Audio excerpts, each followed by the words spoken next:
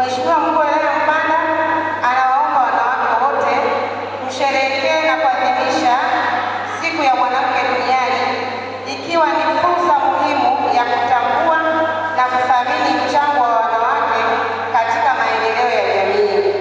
Wanawake wamekuwa mstari wa mbele katika malezi ya familia, shughuli za kiuchumi pamoja na kushiriki katika mambo ya kitaifa.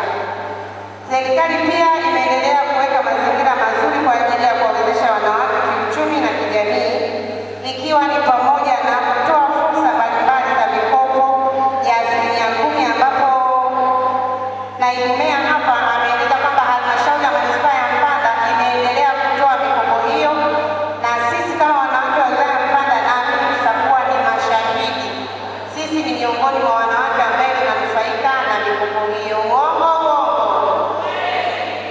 Asante. Lakini pia hata hivyo bado sisi kama wanawake tunapaswa kuendelea kushirikiana kama wanajamii kupambana na changamoto mbalimbali zinazokabili wanawake na wasichana, ikiwa ni pamoja na kupinga ukatili wa kijinsia, kupinga mila potofu zinazozuia maendeleo ya wanawake lakini na watoto wa kike, pamoja na kutumia fursa hii ya kuwahimiza wanawake kuendelea kujitokeza katika shughuli mbalimbali za kiuchumi.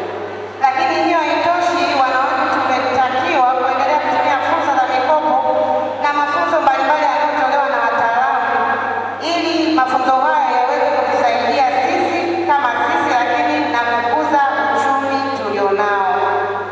Pia amehimiza wanaume na jamii kwa ujumla kuendelea kuwasaidia wanawake na wasichana ili waweze kufikia ndoto zao na kuchangia ukamilifu katika maendeleo ya taifa letu.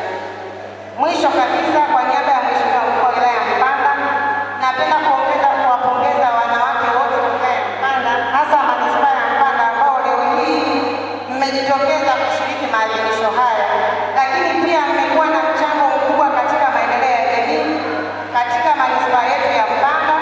Lakini pia naomba muendelee kushirikiana na kujenga jamii yenye usawa, heshima na maendeleo kwa wote.